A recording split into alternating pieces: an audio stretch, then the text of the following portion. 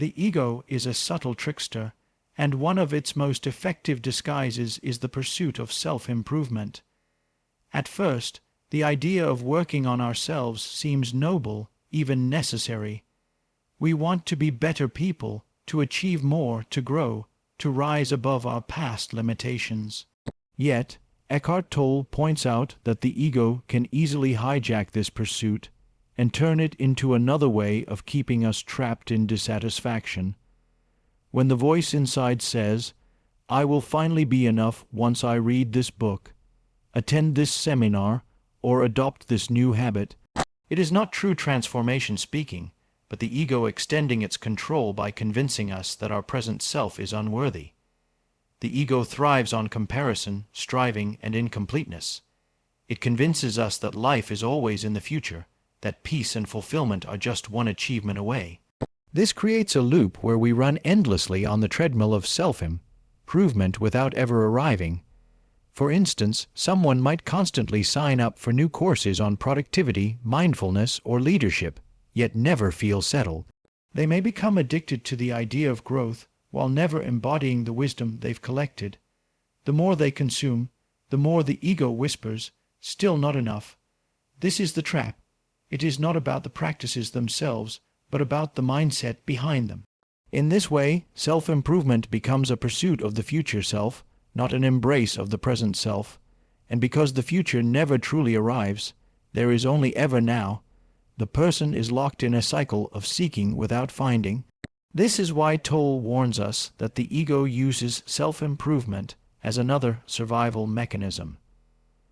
Instead of battling with external enemies, the ego ensures its own survival by keeping us perpetually dissatisfied. It cleverly disguises this dissatisfaction under the noble label of growth, so that we may never suspect it is still in control. True growth, however, does not arise from the ego's demands.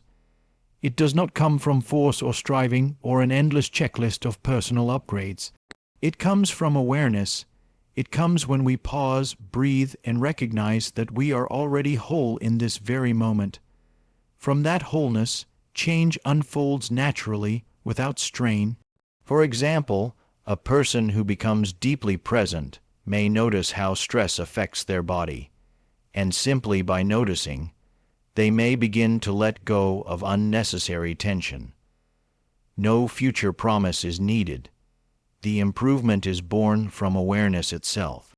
When we chase improvement from the ego, we reinforce the illusion of lack.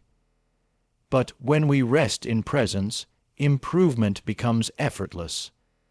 A compassionate person does not become compassionate by promising to be kinder tomorrow. They become compassionate by awakening to kindness in this moment. The ego says, "You must become." Presence says, "You already are." This shift dismantles the trap. It is important to understand that Eckhart Tolle is not against learning, growing, or evolving. He simply points out that growth rooted in ego is self-sabotage, while growth rooted in presence is true transformation. The danger lies in believing that our worth is conditional, always tied to the next stage of progress. That is how the ego uses self-improvement to keep us running endlessly. When we see through the ego's trap, we reclaim our power. We no longer improve ourselves to prove something, but to express what already lives within us. Self-improvement then stops being a desperate attempt to become someone else, and instead becomes a joyful unfolding of who we already are. In that space, the ego loses its grip, and the pursuit of growth becomes a natural dance with life rather than a desperate chase for validation. Addiction to the idea of growth is one of the most subtle and deceptive patterns that people fall into on the path of self-improvement. At first, it looks positive, even admirable. Wanting to grow, to expand, to rise beyond old limitations seems like a natural and healthy desire. Yet, as Eckhart Tolle explains, this desire can easily transform into a compulsive chase that never leads to fulfillment. When growth becomes an obsession, it turns into another trap of the mind, keeping us locked in a cycle of always preparing to live, but never truly living. The addiction begins with the promise of a better version of ourselves in the future. We might say, once I develop this new skill, then I'll feel confident. Or once I adopt this habit, then I'll finally be happy. This belief drives us to constantly consume motivational books, attend seminars, and watch endless self-help videos. None of these things are bad in themselves, but the problem is that we keep looking to the next resource, the next method, the next teacher, as if the ultimate solution is always just around the corner. It becomes less about applying what we learn and more about the thrill of seeking the next fix. Growth becomes like a drug. The idea of it excites us, but it never truly satisfies. The danger of this addiction is that it reinforces a constant sense of inadequacy. Each time we pick up a new strategy or method, we unconsciously affirm that who we are right now is not good enough. The ego thrives on this because its very survival depends on keeping us in a state of striving and incompleteness. The ego loves the idea of growth because it ensures we will never settle into the present moment, which is the only place where true change can occur. Instead, we are trapped in a future-oriented mindset, always postponing happiness and fulfillment until after the next achievement. Consider the person who spends years collecting knowledge but never practices it. They may know every principle of mindfulness but never sit quietly and observe their breath. They may attend dozens of leadership workshops but continue to avoid taking initiative in daily life. For them, growth becomes entertainment, a way to keep busy without facing the discomfort of actually changing. This is what makes it addictive. It gives the illusion of progress while avoiding the vulnerability of real transformation. Tolle reminds us that authentic growth does not require endless seeking. It requires stillness. It requires being present enough to integrate the wisdom we already know. When we stop chasing growth as an idea, we open the possibility of growth as a lived experience. Real growth may not always feel exciting. Sometimes it is slow, quiet, and humbling. It happens not in the seminars or the books themselves, but in the moments when we choose to bring awareness into our lives, when we listen more deeply, act more compassionately, or notice the patterns of our own mind and choose not to be enslaved by them.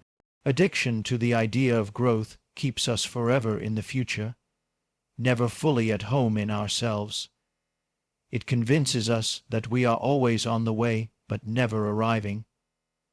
The way out of this addiction is to stop and recognize that the growth we are chasing is already available in the present moment. When we truly see this, we no longer need to seek compulsively. We can still read, still learn, still explore, but it will come from a place of presence rather than lack. Instead of asking, "What more can I become?" we begin to ask, "How fully can I live who I am right now?" That simple shift transforms growth from an addiction into a natural unfolding of our being, free from the ego's endless chase. True transformation comes not from chasing endless goals or forcing ourselves into rigid structures, but from presence, the simple, direct awareness of this moment. Eckhart Tolle teaches that when we live in presence, growth is no longer something we chase in the future, but something that flows naturally out of who we already are. Transformation is not about adding layers of identity or achievement, but about uncovering the peace and wholeness that already exist beneath the noise of the mind. When people approach self-improvement, they often imagine a distant finish line, the perfect version of themselves who is always calm, always successful, always in control. They spend years striving to reach this ideal, believing that true change will come when they finally achieve enough. But presence reveals that we do not need to wait for a future self in order to live fully. The transformation begins the moment we bring awareness into what we are doing right now. If we are eating, presence means eating with awareness, tasting each bite instead of being lost in thought. If we are working, presence means giving our full attention to the task rather than splitting it with worry or distraction. These small acts of presence reshape our lives more deeply than any grand plan for the future. The ego resists this truth because it thrives on the idea of becoming. It tells us that we will only be worthy once we are better, stronger, or more successful. But this constant becoming postpones transformation indefinitely. Presence cuts through this illusion by anchoring us in being. When we are truly present, we are no longer trying to become something else. We are simply awake to life as it is. In that wakefulness, old habits dissolve, clarity arises, and authentic change begins to happen without strain. Imagine someone who has struggled with anger. If they attack the problem with the ego's approach, they may set goals, read techniques, and make promises to control their anger in the future. But inevitably, situations arise where the old patterns return, and frustration follows. On the other hand, if they practice presence, they begin to notice the anger as it surfaces, the tightening of the chest, the rising of heat in the body, the racing of thoughts. In noticing without judgment, they create space. In that space, they are no longer controlled by the anger. This is true transformation, not forcing a new identity, but dissolving the unconscious patterns by shining awareness on them. Presence also brings transformation in relationships. Many conflicts arise not from what is said, but from the lack of presence between people. When we listen only with half our attention, we fail to truly hear. But when we are fully present with another person, our listening itself becomes transformative. The other feels seen, understood, and respected. This shift cannot be faked with techniques. It arises naturally from being present. Another way presence transforms us is by revealing what is unnecessary. Much of our suffering comes from identifying with thoughts and emotions that are not who we truly are. By observing them with awareness, we realize they are temporary, passing clouds in the sky of consciousness. With this realization, we no longer cling to them as part of our identity. We let go, and in letting go, we transform. What makes presence so powerful is that it requires no future waiting. We do not need to achieve a milestone before we can access it. It is available now in the simplest acts of breathing, observing, and being aware. From this place, transformation happens organically. The person who was anxious becomes calmer. The one who was reactive becomes compassionate. The one who was restless begins to discover peace. None of this is achieved by effort alone. It is allowed by awareness. This is why Eckhart Tolle emphasizes presence as the foundation of real change. When we are present, we are no longer sabotaged by the ego's endless striving. We do not chase transformation. It arises by itself as a natural expression of consciousness. That is why true transformation is not something to seek in the future. It is the fruit of living fully awake in this moment, here and now. One of the most common ways people sabotage their own growth is through postponement. Eckhart Tolle describes how the mind constantly convinces us that the right moment to change is somewhere in the future.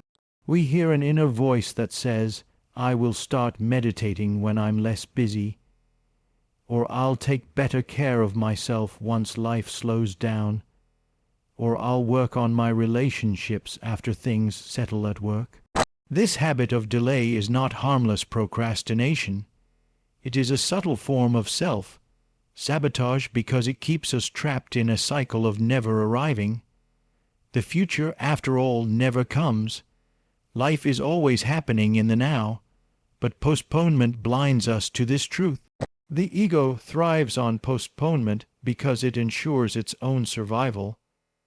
If we were to act now, to wake up now, to shift our patterns now, the ego's hold would weaken.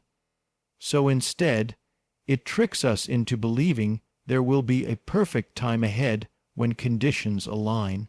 We begin to wait for external circumstances, the right job, the right partner, the right level of stability, before we allow ourselves to live consciously. But because life is always moving, that perfect future never arrives. We find ourselves waiting indefinitely, all the while carrying the same old patterns and calling it preparation. Think of someone who promises themselves that they will start exercising when they feel more energetic. They keep delaying, telling themselves that tomorrow they will finally begin. Weeks turn into months, and months into years, yet nothing changes. The irony is that the very energy they are waiting for would have been unlocked had they simply begun. This is how postponement sabotages growth. It feeds on the illusion that something essential is missing now, that we must wait for the conditions to be better before taking action. In reality, the only missing ingredient is presence, the willingness to step into the moment as it is. Postponement also creeps into emotional and spiritual growth. People say, "I'll practice forgiveness when I feel ready," or "I'll be more present when my stress reduces." But the readiness never comes because readiness is not found in the future. It is created by choosing to act now. Forgiveness does not come after the pain is gone. It heals the pain. Presence does not come after stress vanishes. It dissolves stress. By postponing, we keep ourselves locked in cycles of suffering that could have been broken by a single conscious choice in the present. What makes this sabotage particularly dangerous is how convincing it feels. The mind can always rationalize delay. It's not the right time yet. It insists. But if we look closely, we realize that it has never been the right time, in the past either. Years may pass, and we are still waiting for conditions to be perfect. Tolle reminds us that the right moment is always this one, because this is the only moment we ever have. The future is only a thought projection. The past is only memory. By postponing, we hand over our power to illusions and miss the life that is unfolding before us. Breaking free from this sabotage begins with awareness. When we catch ourselves postponing, we can pause and ask, "Why not now?" Most of the time, the excuses fall apart when examined. There is no real barrier to beginning except the ego's resistance. Taking one conscious step in the present, whether it is a breath of awareness, a small act of kindness, or the start of a long postponed habit, dismantles the entire illusion. Each step builds momentum, and transformation becomes possible. The truth is, waiting for the future is a way of refusing to live now. Growth is not something to be delayed because life is not delayed. Every moment we postpone, we are giving away the only opportunity we truly have, the present. The ego sabotages through postponement, but presence dismantles the delay. By acting now, by choosing awareness now, by embracing life as it is now, we end sabotage and allow authentic change to unfold. Transformation does not live in tomorrow. It lives in this very moment. Self-acceptance lies at the very heart of true growth, yet it is often the most misunderstood step on the journey of self-improvement. Many people assume that accepting themselves as they are will make them stagnant, that it will prevent them from changing for the better. They fear that if they stop criticizing themselves, they will lose the motivation to grow. But Eckhart Tolle emphasizes that the opposite is true. Growth is not fueled by self-rejection. It blossoms from self-acceptance. Only when we fully embrace who we are in this moment do we create the inner space for authentic transformation. When we reject ourselves, we build growth on a shaky foundation. Every attempt at improvement becomes a desperate attempt to escape from who we are, rather than an expression of our true potential. We set goals not out of joy or inspiration, but out of a sense of inadequacy. This mindset may drive short-term changes, but they rarely last because the underlying belief that we are unworthy as we are remains unhealed. Self-acceptance dissolves that belief. It says, I am enough right now, even as I evolve. This inner recognition becomes the soil from which real growth can emerge naturally. Consider how children learn and grow. They thrive not when they are constantly criticized or told they are never good enough, but when they are nurtured, supported, and encouraged. The same is true for adults. If we approach ourselves with constant self-judgment, growth feels like punishment. But when we approach ourselves with compassion and acceptance, growth becomes an unfolding of what is already within us. We stop trying to become someone else and instead allow our true nature to expand.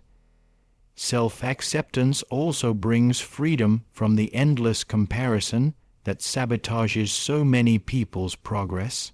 The ego thrives on comparing our lives to others, always insisting that someone else is more successful, more talented, or more worthy. This creates an inner climate of lack that keeps us chasing after validation outside ourselves. But when we practice self-acceptance, we no longer need to measure our worth against anyone else. We understand that growth is not about competing, but about becoming more aligned with who we are. In this space, comparison falls away and authenticity takes root. Another important aspect of self-acceptance is the willingness to embrace our flaws and imperfections without judgment. Growth does not mean erasing everything we dislike about ourselves. It means seeing even our weaknesses with compassion, understanding that they, too, are part of our human experience. Paradoxically, when we stop resisting our flaws, they begin to lose their grip on us. Awareness softens them, and over time, they often transform on their own.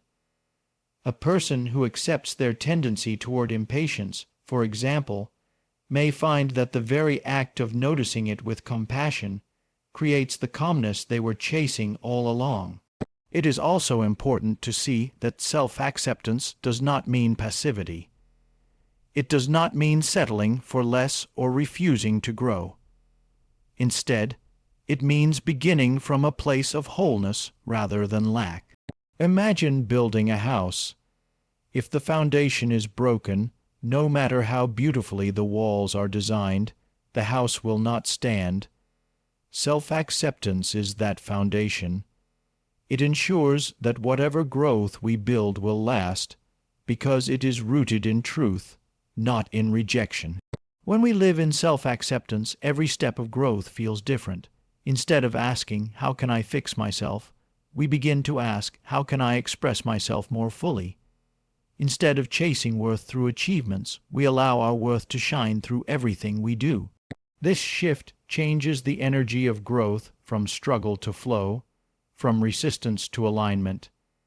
Eckhart Tolle reminds us that presence and self-acceptance go hand in hand. To accept ourselves is to accept this moment fully, without needing it to be any different. From that acceptance, change arises naturally. Growth is no longer forced, it is allowed. It unfolds not because we reject who we are, but because we honor ourselves deeply enough to live from the truth of our being. Presence is the most powerful antidote to self-sabotage because it interrupts the endless cycle of thoughts, excuses, and fears that keep us from changing. Eckhart Tolle teaches that most of the ways we block our own growth are rooted in unconsciousness.